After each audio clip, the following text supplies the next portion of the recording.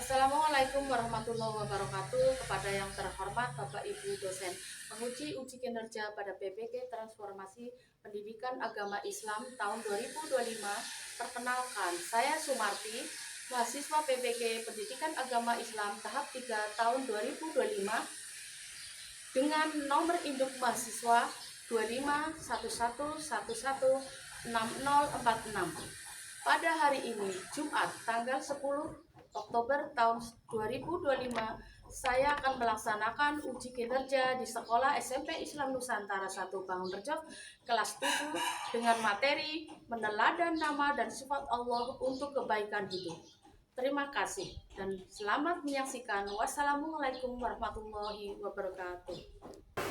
Assalamualaikum warahmatullahi wabarakatuh.